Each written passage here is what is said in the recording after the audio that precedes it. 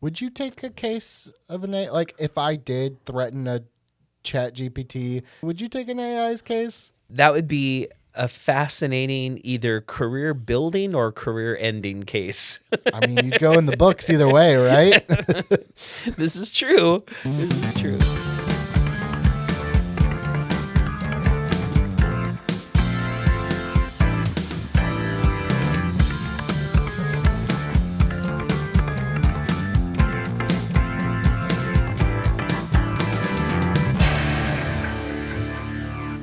Welcome, everybody, to another episode of Doug Defends, the show where a real lawyer talks about fake movie stuff. I am Billy Business, and joining me from the grid, it is not Jeff Bridges.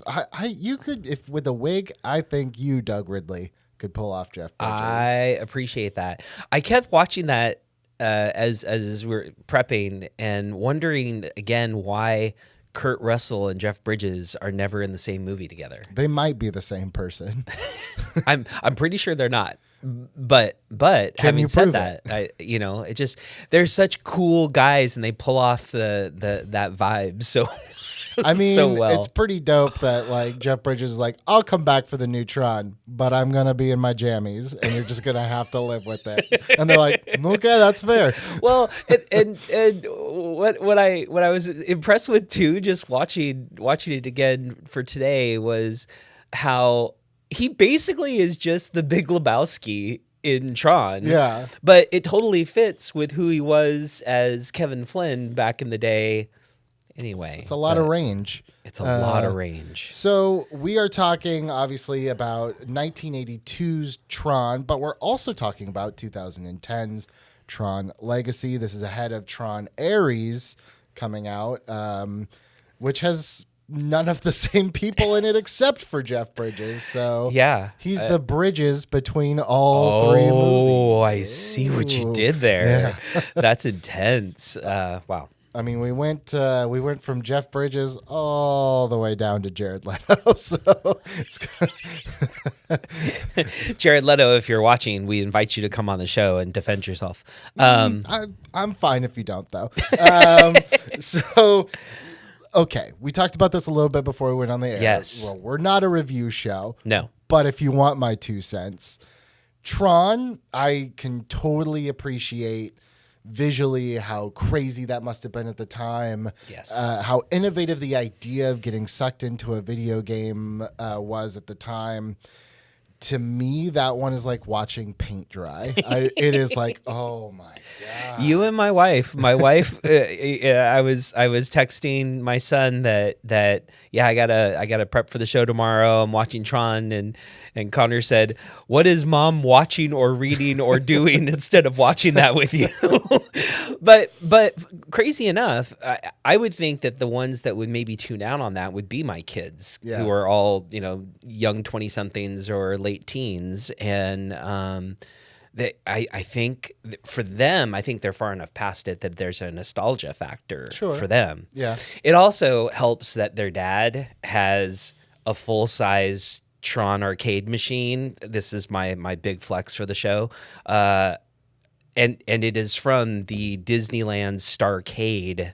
Oh, wow. Yeah. And yeah. So I mean, I can play Tron. Like, we can go like after the show and just go play some light cycles if you want. Like, yeah, I don't know why we're doing a show. I think I'd rather just do that. We could just do like game playing YouTube videos of Doug playing Tron. Let's just get it. Let's go on to Twitch. Sorry, guys, we're leaving. Now, okay, so I get it. This, I'm not gonna say this like was a mega box office smash, but Tron became kind of like this cult kind of this moment. Then in 2010, we're 20, 30 years removed from that, we get Tron Legacy. Now, this was an updating. We got Jeff Bridges coming back as Flynn, but it's about his son going to look for his dad in the grid. We get Olivia Wilde in there. It's a different... It's tonally, aesthetically, feels like a very different movie than the first Tron. I enjoyed it for what it was.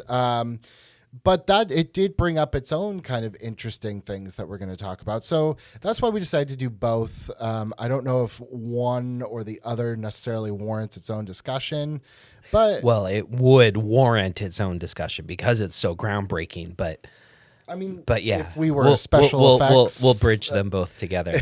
Well, Jeff bridges them together. Also, the de-aging, I get it. It's bad. But it was, how many movies had done it at that point? Yeah. I could only think of like X-Men The Last Stand. Yeah, not very many at all. And it's pretty painful, but also you're watching, I mean, the entire movie is computer generated characters anyway. So you're like, okay, well, this guy... The only time it's Jeff like Bridges face. real bad is the very beginning. Yeah. When they hold on it and he's like, don't worry, I'll be back. And he kind of looks like Edgar from Men in Black. Face all stretched out. Like, I'll be back. Yeah, I think they were afraid to have computer characters enunciate and actually open their mouths when they talk. But when he's Clue... it makes sense that he's a digital avatar, so it's going to look digital. And we're going to talk about Clue and how that all relates later. As we said, we are a legal show. Right. So let's talk about some of the legalities of this. So kind of, if you've never seen Tron or if you just don't remember, I think the major gist of it is they're video game designers. Flynn is Jeff Bridges. He gets sucked into the video game and he's got to find his way out. It's the hero's journey. It's not super complicated. Tron Legacy, he's been gone for a while. This is years in the future. His son basically gets a call from the grid. He goes inside the grid. He thinks he's found his dad, but it's not his dad. Right. It's a younger digital avatar of his dad called Clue. Clue is actually turns out to be the bad guy. He's trying to basically genocide a whole race of computer people. The ISOs. Sure.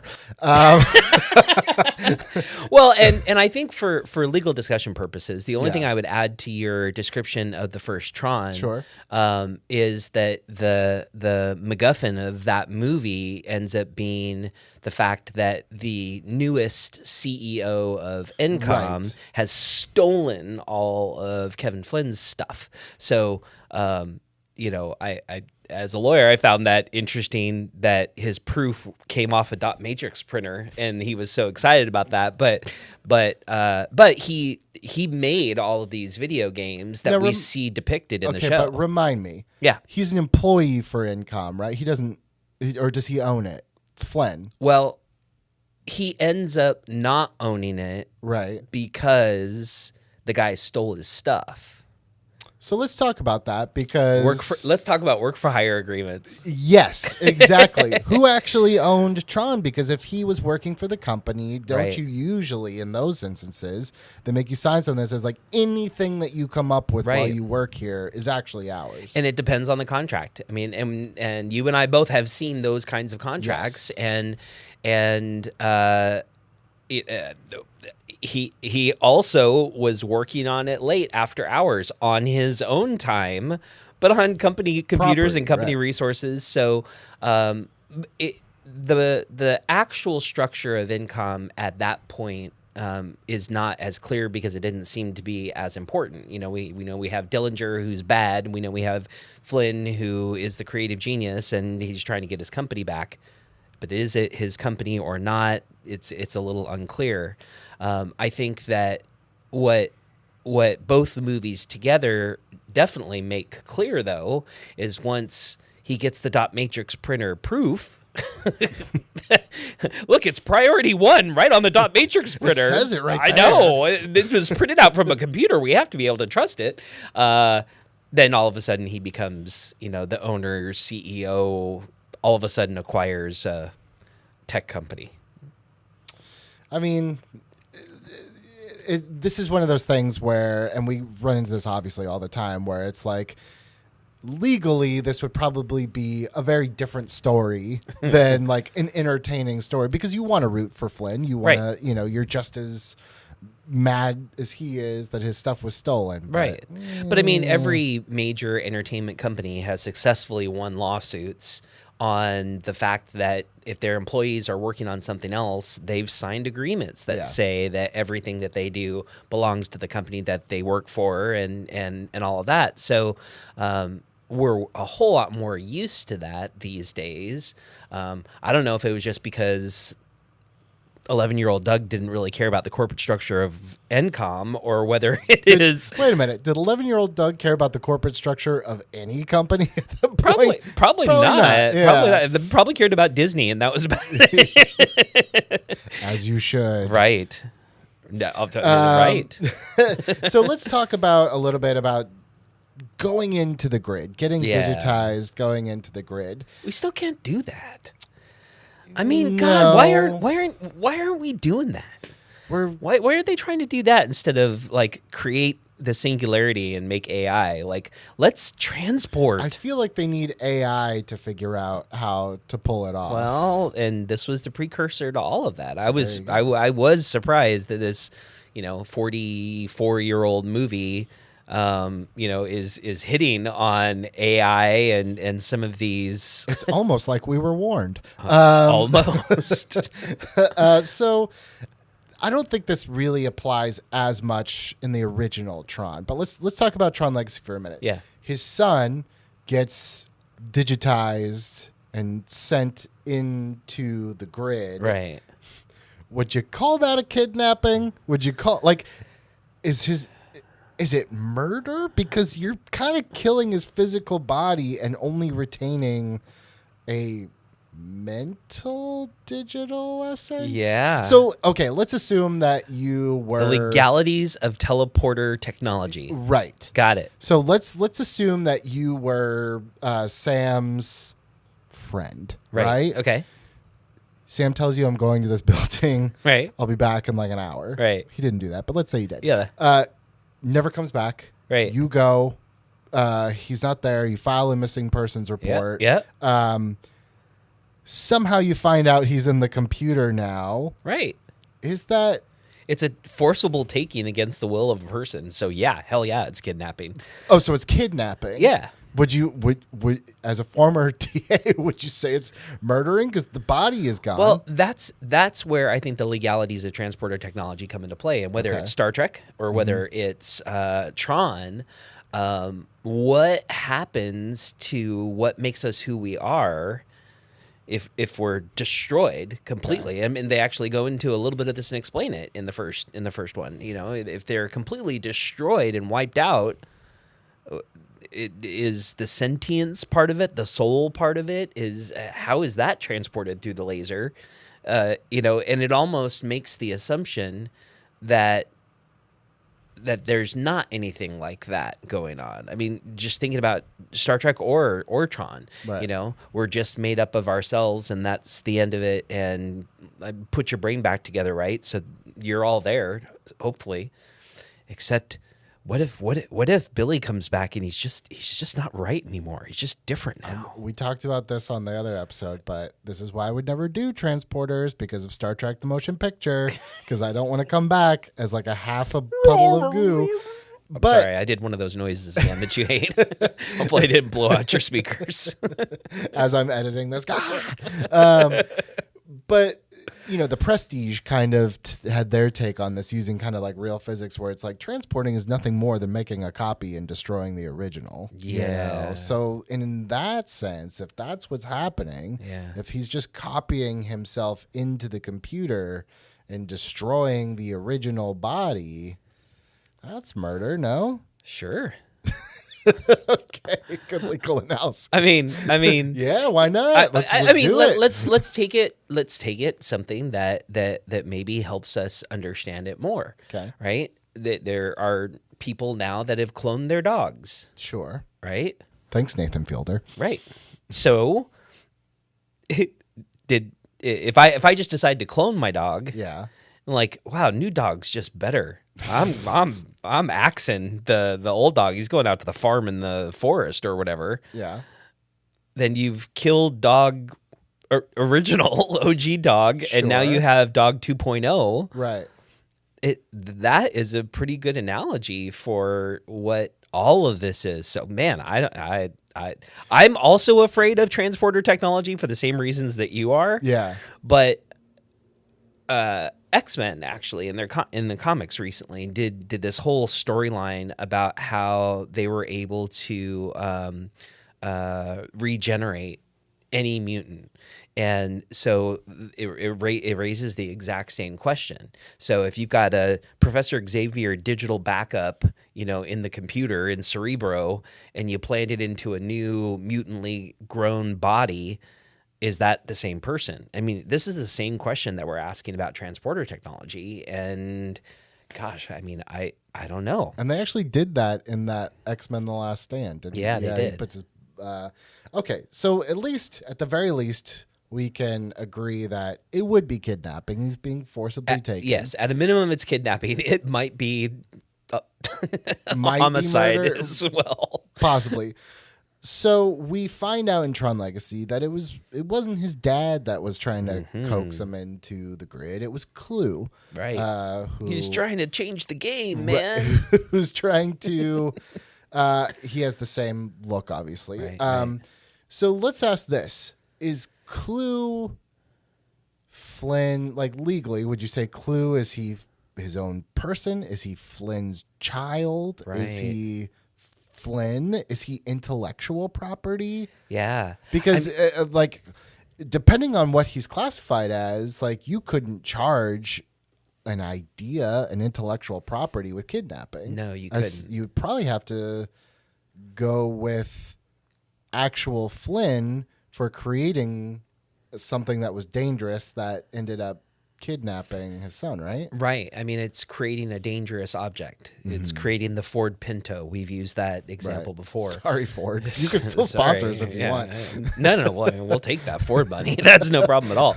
But in a similar vein to all of that, creating something and creating a copy of yourself, right? I mean, what's to say that Clue isn't the transporter recreation of Flynn? I mean, it's not, according to the story. I mean, right. There's cool like mirror segment where he gets created and all of that in Tron Legacy. I have a friend in the real world who has trained AI to answer all of his emails by having AI read thousands of email responses, learn how to respond like him, push a button and respond to my emails. And he was happy about this. And he was saying like, oh yeah, it's so easy. Like I only have to respond to like 2 emails a day now. Right? So if I train, and that's part of the appeal for some people with Gemini and ChatGPT and Meta and all of the AI that are developing. I joked a while back that in our Terminator episode about how I think the difference between ChatGPT and the T800 is that ChatGPT is nice and polite and says complimentary things about my creative comedic brilliance. ChatGPT would be like, "I'm so sorry, I have to kill you. Not personal. I think you're great. You're wonderful. I think you're great and handsome and charming and everything else. But you're gonna have to die now." But what we're training ChatGPT to do, right, is not any different than I think what Kevin Flynn did for Clue. Sure. It just obviously, manifests in a more dramatic way. And they couldn't duplicate his face very well. They could now, though. They maybe. I guess we'll find out when Tron Ares hits theaters, right? I don't know if Clue is going to be in it, but so in the example that you gave with your friend, if his AI responded to one like Doug, I'm going to murder you tomorrow, which we've talked about on this show, where it's even saying you're going to kill someone, even if you don't mean it, it doesn't matter. It's a criminal threat. So he would be liable for that, even though it wasn't him that actually responded, right? Yes. I mean, it's another one of these brand new frontier legality questions. If you trained your email and your email at one point read you somewhere that, oh yeah, I'm going to kill you, guy, and misunderstood that and made a threat. I don't know. Maybe that's the plot of Tron Ares. Maybe.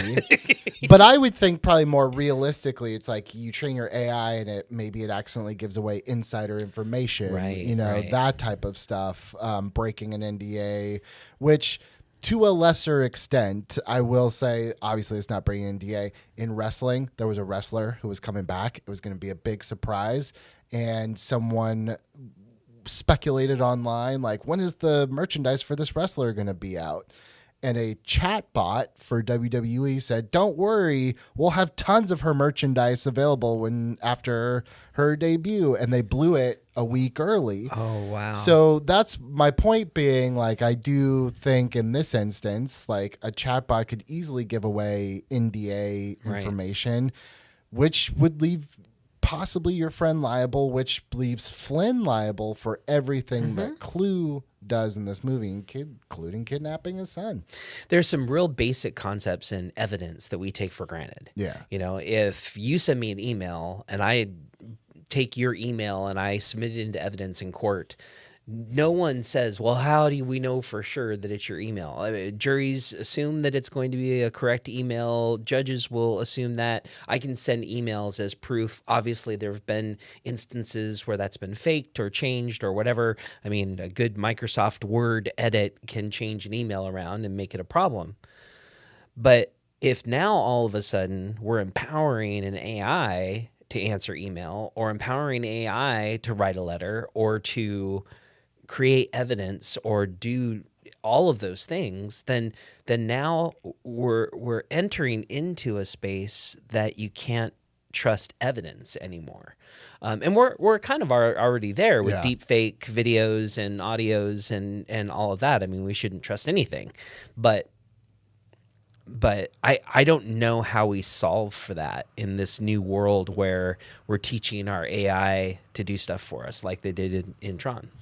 So let's talk about some of those AI programs. And again, this whole episode might kind of hinge around AI rights, and the actual answer is like, we don't know yet. But let's just speculate for a minute. So I did argue that dinos had rights. You did, which a couple people weren't happy about, which was kind of strange. Yeah.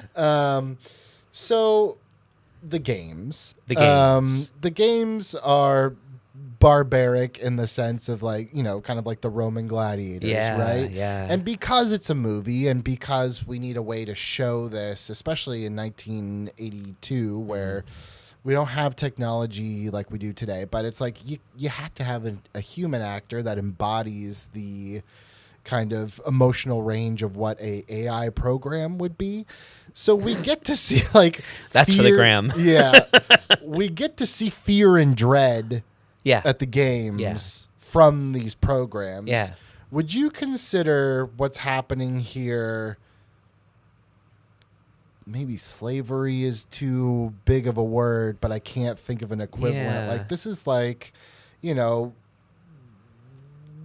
at what point does the sentience kick in? Right. They are aware of what is happening to them. Right. And certainly in the first one, that's why they're played by their human creators, right? I mean, we have Flynn's program originally at the very start of the movie being played by him.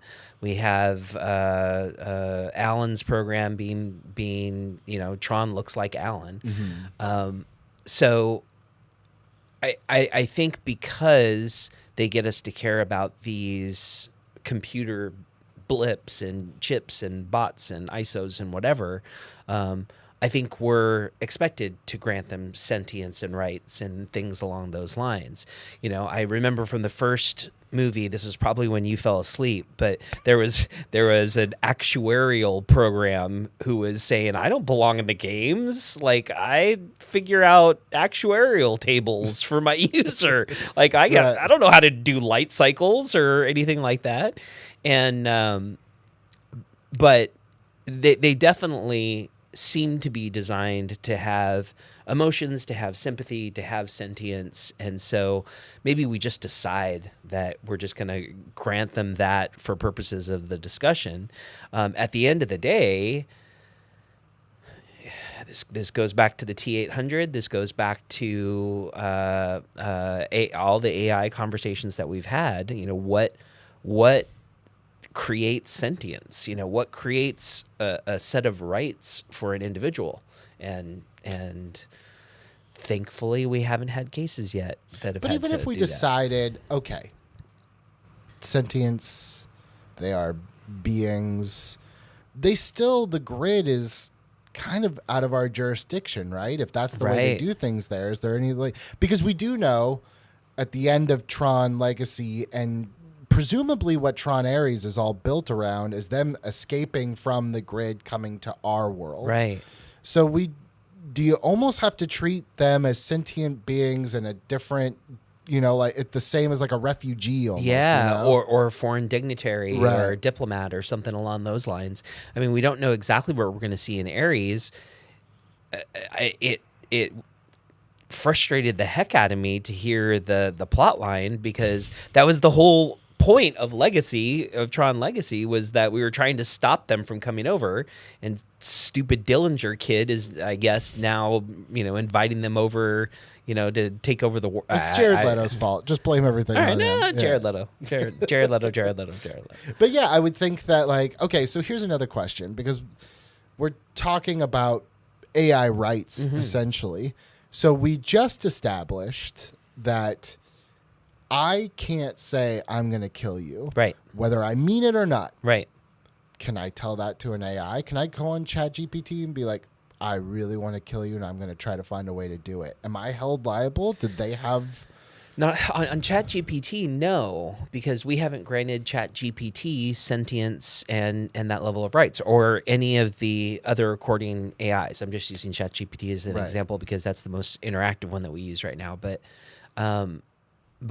no, any more than I'm gonna yell at your computer for glitching out and I want to kill my computer, So now, no, but if we're using real lawyer talking about fake stuff, we certainly should be worried about them sending these sentient, very kind, nice actuarial programs into the digital meat shredder to have them deresolution themselves. I don't know. Gosh, it's. Would you take a case of if I did threaten a ChatGPT and ChatGPT found Ridley legal and was like, "Hey, can you help me?" Would you take an AI's case? Maybe not against me specifically. Conflict of interest. I mean, against a person. How are they paying me? I mean, through Bitcoin. Maybe, yeah. It's like I'll farm X amount of Bitcoin for you in an hour. Wow.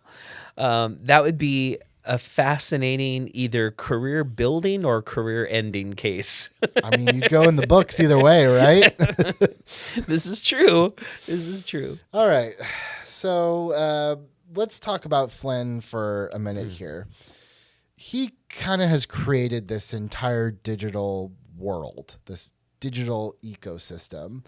Is he still subject to the laws of Earth, or is it like, if I figured out how, could I create my own pocket dimension and be like, I am ruler, anything I say goes, or am I still bound if I create it in California, that I'm bound by California law, even if I'm in my little pocket universe? Well, the closest example that we've talked about before is international waters, where, it's not absolutely, well, I'm in international waters, so now I can kill anybody I want or break any laws I want or anything along those lines. So I think the closest thing that we would have to that would be like the Superman pocket dimension. Right. This is the Tron pocket dimension, where I guess we say that the portal is the source of the jurisdiction.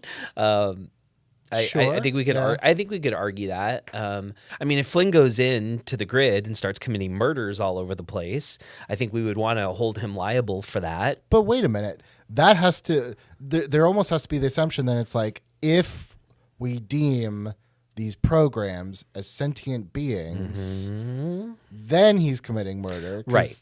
He's not if we aren't. If that makes sense. Right. No. He's just having fun in there. There's a scene in Tron Legacy where Sam gets cut, and a precious drop of computer animated blood falls on the floor, and that's how we know that he's a user. Right. So, I mean, what if instead of it being this nice welcome, reunion thing with his dad, he's like, oh man, I've always wanted this chance to kill you. And he just murks him. And no one can find you. And no one can find you. You've been gone, declared dead for years or whatever. I mean, I think user on user violence is pretty easy for us to regulate in the grid. But I think I would still make an argument that these emotion-filled sentient programs are going to have those rights too. Yeah, I think, it's interesting because I was reading up on this. In Saudi Arabia, there was something they called Sophia, which was they didn't actually, but they kind of ceremonially gave Sophia robotic citizenship. And so part of me thinks it's like, we haven't gotten there yet with AI rights, but we have kind of at least, even if it was, in ceremony, broach the subject, which makes me think that we probably will, like in my lifetime. Yeah. I don't think we're far off from that. Yeah. And then what's interesting is that does my Clue counterpart end up having separate sentience than the ChatGPT version of the Clue Billy counterpart? Right. Are those two separate things, or are they one big program that's collaborating on the information? My understanding of what they're doing is that it's going into a massive database and they're understanding everything. That's why Zuckerberg had Meta read every book that existed, so... Well, he hasn't read my Mighty Ducks fan fiction, so not every book, Zuckerberg. I have so many follow-up questions to that, but we'll just the Mighty Ducks fan fiction. Real life or animated? Oh, the real life. What happens to Charlie and Goldberg and all of them when they're older? I love everything about that. Yeah. So, but that is AI a singular, or are all of our AI assistants plural? I mean, would you say the robot's name? Sophia. If Sophia got robotic citizenship, but Sophia is sharing all the data from Doug's Clue program. Yeah. Are they the same sentience? Are they just sharing information? Are they, clearly in the Tron universe, every program has a separate body, has a separate individual existence, from the actuarial program to Clue to master control program. I mean, they're all separate entities, separate bodies, separate physical representations of them. So I think that's going to be another interesting legal question too. Is ChatGPT one, or is ChatGPT right? Unlimited number of different entities? Because I'm training ChatGPT differently on my phone than somebody else is training ChatGPT and halfway across the country or something like that. So, and then in this Tron universe, we have some interesting conversations about Quorra, because she was originally created, but now has learned all of these different things, and so she's the last of something that they call the ISOs. Yes, which were like naturally digitally born. Yeah, creature. And it actually reads better if you just say man afterwards. We found with Jeff Bridges, right? Because I mean, if you just say, naturally occurring creatures, man. Yeah. Yeah. Right? So you're messing with my Zen, kid. Come on. She comes into our world at the end, which is our first kind of clue. That's trying to think of any other word about where Tron Ares would go. But this idea that, so I'm pretty sure I know the answer, but she's not a legal citizen, right? She came illegally. No, well, citizenship is something that, as we sit here in the middle of September in 2025, I don't know that I can define for you in any way, shape, or form. However, the question with Quorra specifically, she's not a human.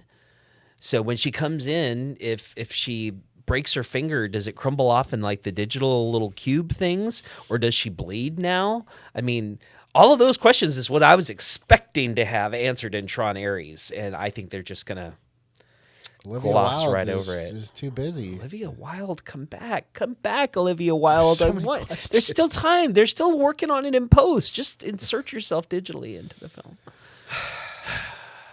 Okay, we've talked a lot about AI rights, and it's one of those things where it's like, it's a fascinating conversation, but you can go around in circles forever because, well, not forever, until we figure this out, because we just don't know. Right. And it seems like AI is changing daily. Sure. But let's talk about something that we probably can actually drill down on, which is, let's talk about corporate liability now. We're talking about income and this whole technology that, whether they stole it or not, they own it. So if a system, they have this system, right, that whether or not anyone in the company knows, can digitize a human body and put it in a video game or I would assume they have not got any safety testing. I would assume that there's no protocol. Well, they tested it on an orange first. So you may have fallen asleep by that part, but they said tested it on an orange. And I remember.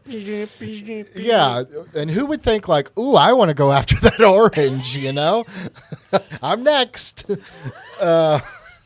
So let's assume a company could figure out the technology to do this, right? Like, what kind of safety protocols, or like, where do you even get the clearance? Like, what do you have to do to be able to like legally use this? Yeah, a company that is working on brand new tech, there's regulations in whatever area of tech that they are working on, right? Especially if it then involves testing on humans, in the same way that even shampoos or cosmetics, need to be tested and checked out and all of that. So I would imagine all of those aspects would need to be tested out.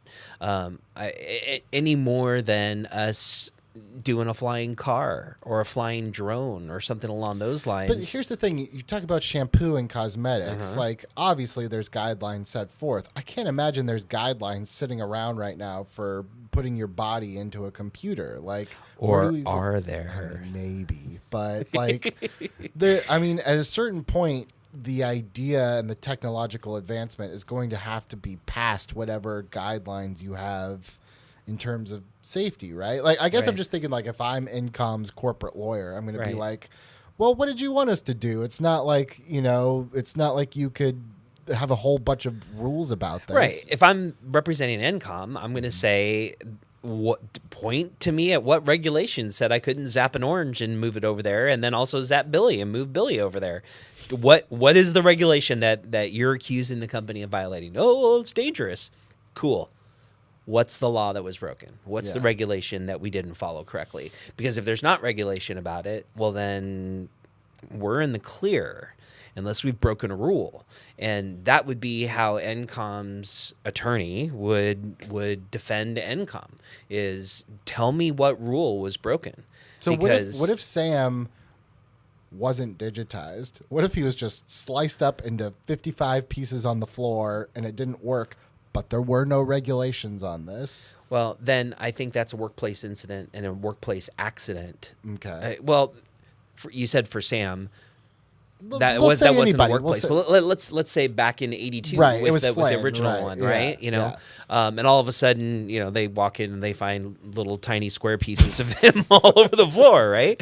I have so many questions about how they made them so neat and perfect, but because computers, of course. But any more than if I'm in a manufacturing facility and a big, huge metal press falls on my hand and crushes it and smashes it, Right. If I'm harmed at a facility, then the facility is going to have liability for that period. I mean, so that's very clearly there. I don't think that they could justify hurting or killing somebody with their new transporter tech. But if they just said, we don't like the fact that you've done transporter tech, you've done, like a John Hammond, you're so worried about whether you could, that's if you should. Right. So, but that's not a law. Yeah. When science outstrips the legality of things, then we go to basic negligence principles, but there's not a lot beyond that. I'm going to guess that if you develop working transporter technology, you are going to end up on that bus we talk about all the time with the bag over your head that no one ever sees you again. Just a wild guess. I'm going to say that any privatized effort to do that is not going to be privatized for very long. Or it'll be so private that no one ever sees it. On the same token of corporate liability, the beginning of Tron Legacy is Sam is hacking. They're going to put out this brand new operating system, which seems so quaint now, right? 15 years later.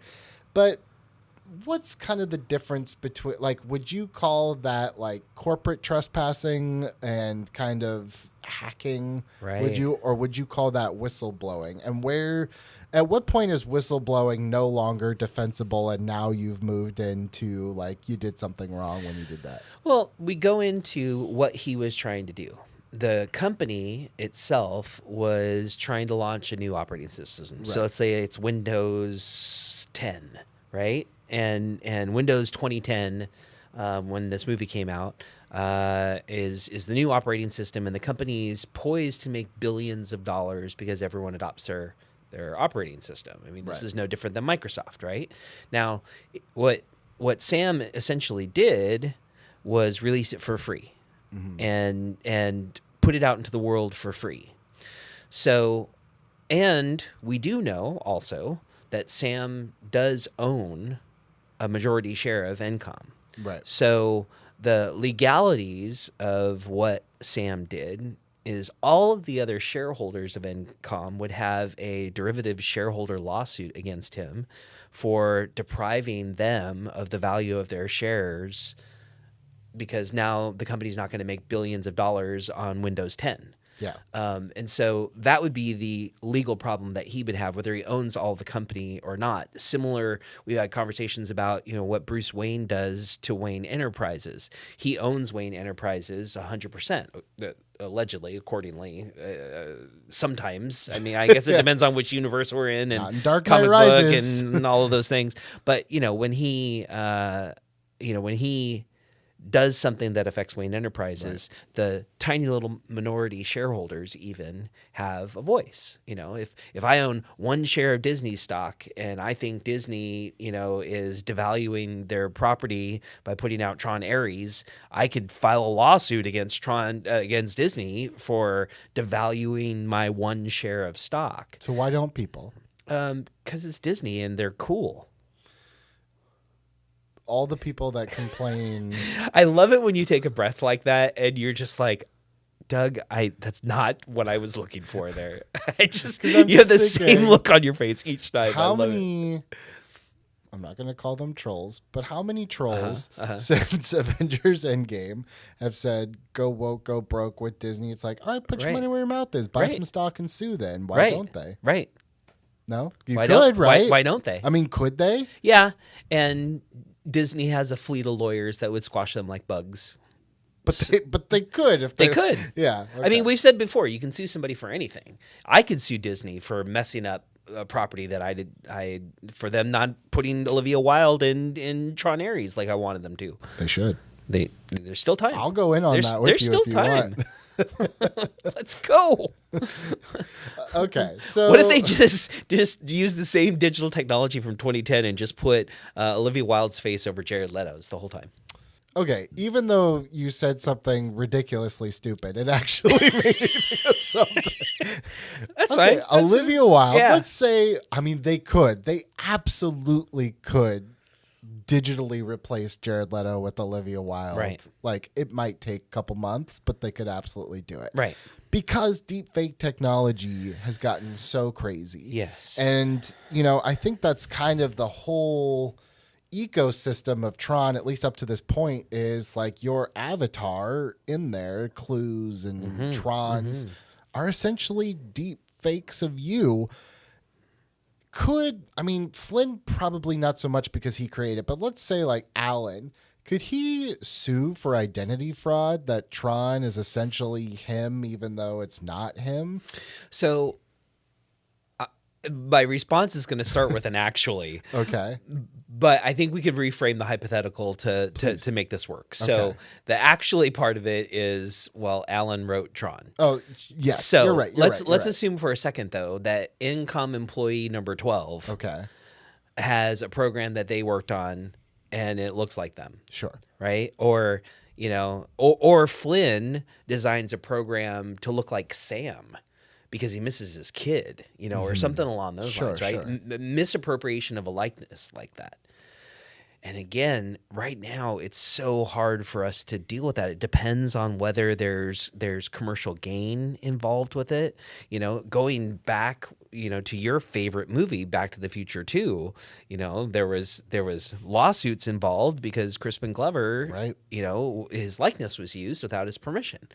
And so if I'm doing it because I want something that looks like my kid that I lost, that's going to be something very different than if I'm Disney and I put Olivia Wilde and Jared Leto without Olivia Wilde's permission. And she's not getting paid. Right. Let me ask you this. Does everyone on the planet outright own their likeness? Generally speaking, yes. So until we sign a contract that says you're going into a movie theater where they're doing a premiere and you agree that they can use pictures of you, or you sign, your Apple terms and conditions and paragraph 2078 says something that contradicts that. So there's a lot of times where we give away those rights without even knowing it. But just as a blanket statement. Right. As a blanket statement. The day I'm born, my likeness belongs to me. Yes. Right? But you see all the time that there's always like your doppelganger out there, right? Your person that looks almost identical to you, minus like one or two little things. Right. Could you sue someone that looks just like you for stealing your likeness? I hope not. According to the comments, I'm just another Bill Burr here. There have been so many people that are like, oh yeah, I've scrolled through and thought Bill Burr was... I get David Harbour a lot.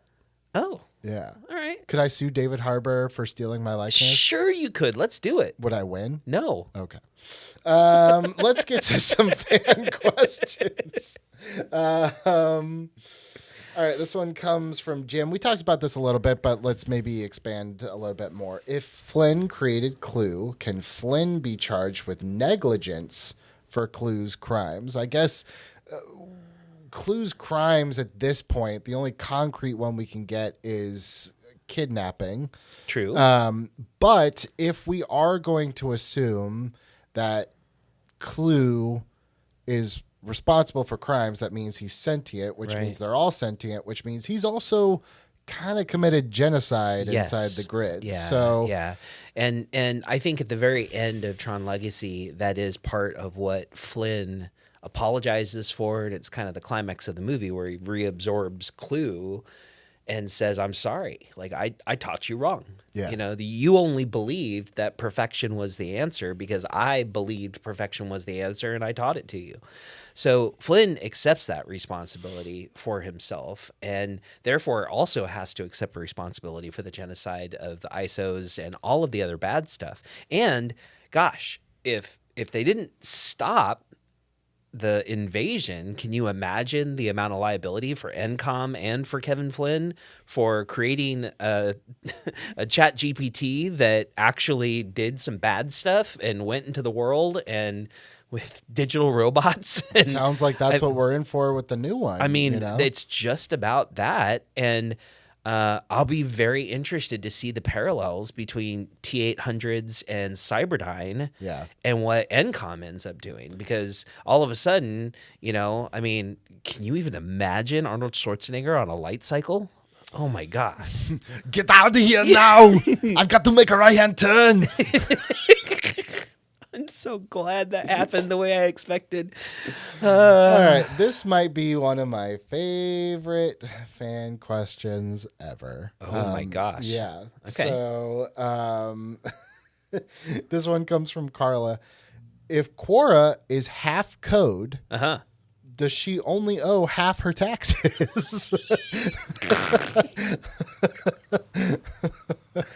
Yes.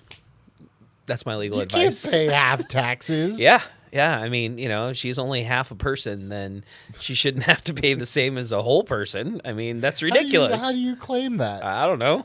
They try to take a drop of her blood and it falls off in a square on the floor and bounces around. All right, this one is from Lisa. Another Quorra question. I have lots of questions for Quorra. I think we do, and it's just such a shame that we will have zero of them answered in Tron Ares hitting theaters this October. Could Quorra legally marry Sam in the real world because she doesn't have anything really? Yeah, I mean, so now the answer to that question goes back to the sentience aspect of it, right? And if we keep the hypothetical going that we've been, the premise behind the episode so far has been that, we're designed to feel, we're designed to see these digital beings as separate with sentience. And if we're going to grant them rights preventing them from genocide, then of course she should have the right to marry. On the other hand, is he marrying a robot? Is he marrying a doll? Is he marrying... I guess we don't really know. We don't really know what she is. And again, if I'm going to defend Sam and Quorra's marriage, you haven't caught up to it yet. Legality hasn't caught up to the science yet. I'm going to guess of everything that we talked about today, like in terms of like AI rights and sentience and all that other stuff, this particular question might be one of the first ones that gets tackled, because the more that the years go by, do you remember that movie Her? Yes. That came out, where he falls in love with his operating system, essentially. I truly see that being something, at least in my lifetime, that will be coming, because the more you spend, this is such a sad, morbid thing, and I really hate it. But like, we even see in the news that there was that boy that was kind of pushed to suicide because he was talking to a chat GPT. And it's like, the more that people connect to these things, the more that they're going to build relationships, whether or not you think that they are real relationships or not, that's up to the individual person. Right. But I have a feeling that's going to be one of the first, like, the way that when gay marriage became legal in California, and it was just massive news, and it made its way into the plot of a bunch of TV shows when it happened and everything, I think the same thing's going to happen. I think you're right. And I think that, I mean, let's go back, not as far as Tron, but, people would love to play The Sims. You know, and they would create characters in The Sims and have attachments to the characters that they make. No different than Anne Rice has gone on record saying that Vampire Lestat is the love of her life. She created it.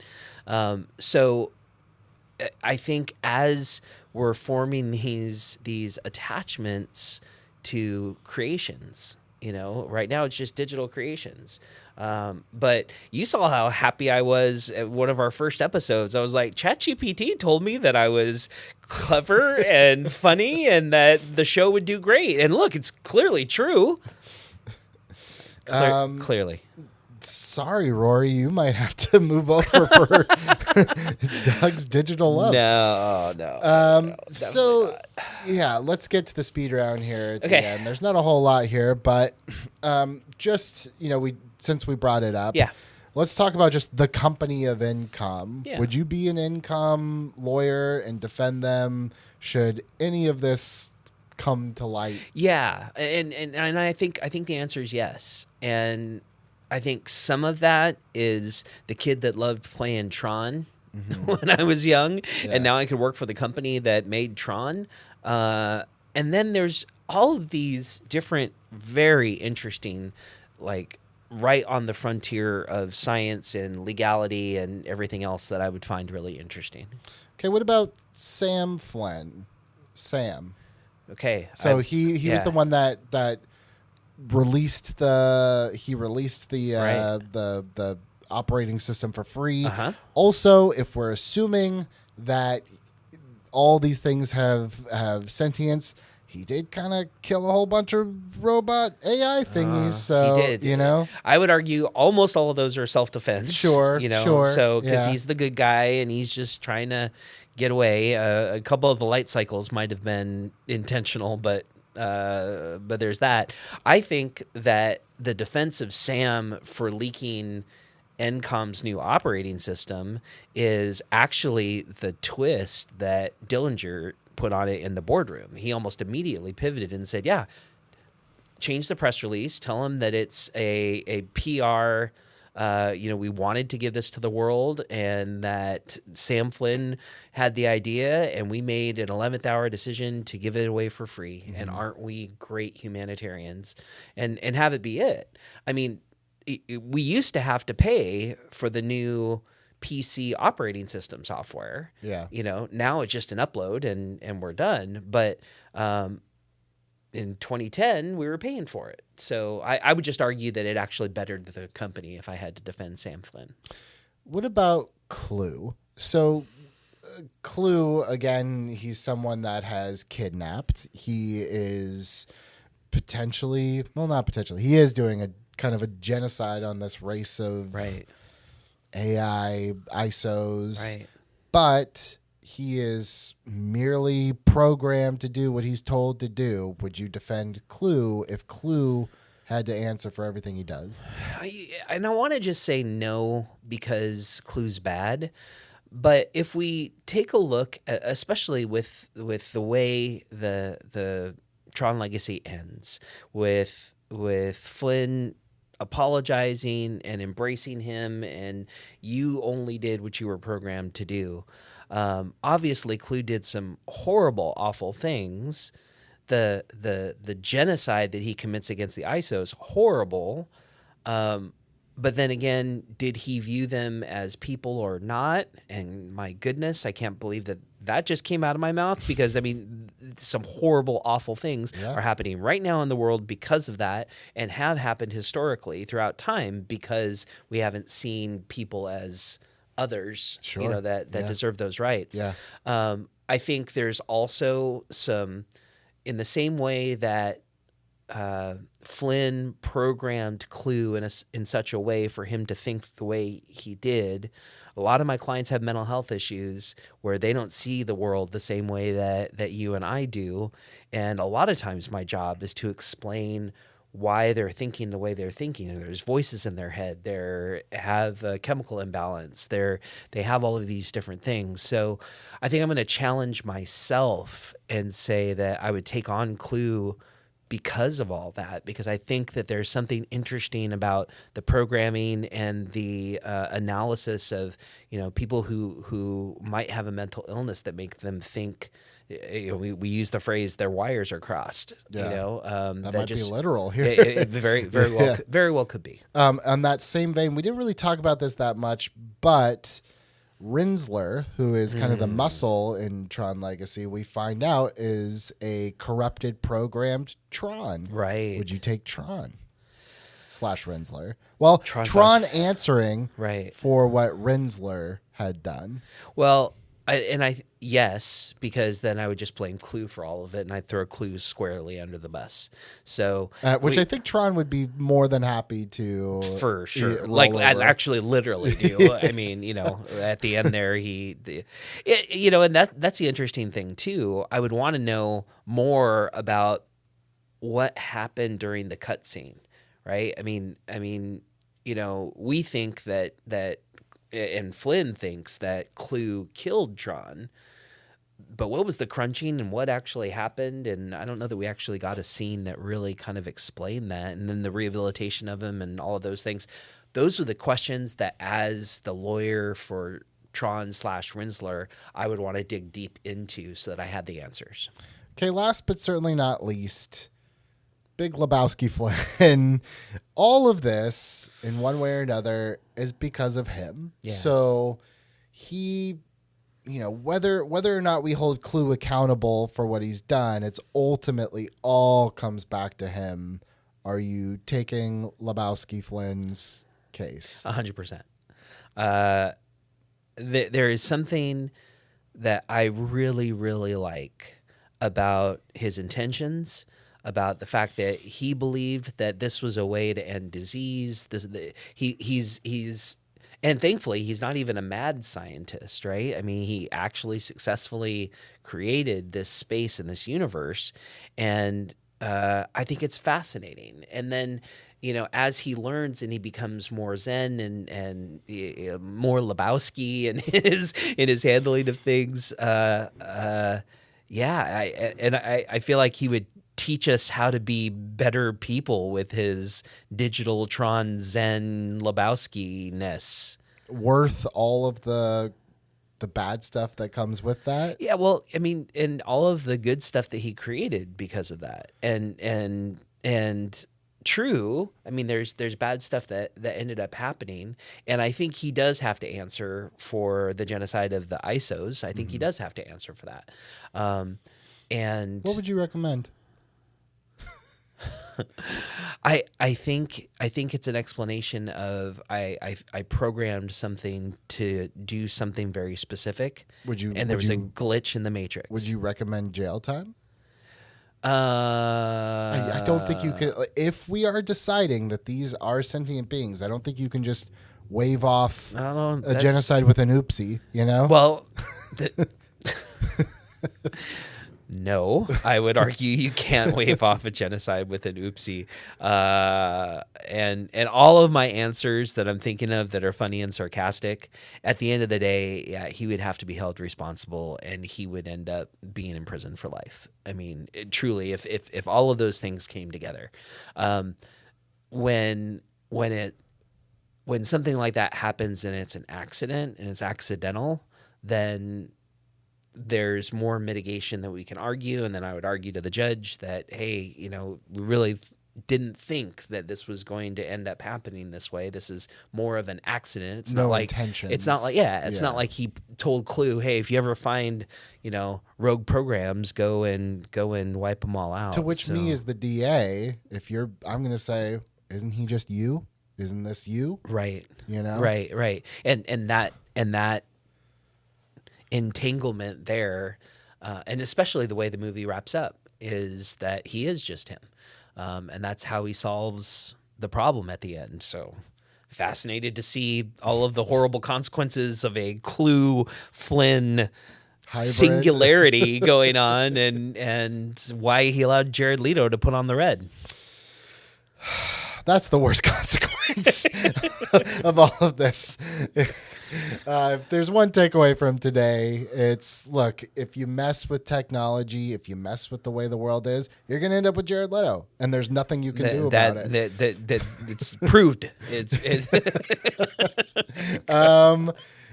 As we keep doing these episodes, we've done Terminator, we've done a couple where we talked Star Trek, these conversations are going to get more and more relevant. And I would love to, in a couple years, come back and revisit this conversation we had today to see how much has changed. Because even since we started the show, AI has grown leaps and bounds. Yeah, So. yeah. Well, if AI lets us in a couple of years, then we'll come back and do it. Or our digital avatars will be here and be like, AI is great. With our squished Just no pieces. transporter accidents. No. But if you want to transport yourself over to Apple Music, Spotify, anywhere you get your podcasts, you can find Doug Defends there. Also transport yourself over to Instagram, TikTok. We're there too. Or transport yourself over to the playlist where you can catch all the old episodes. If you enjoyed this chat, I really would recommend going back and watching our Terminator 2 chat. It's a great companion piece to this one.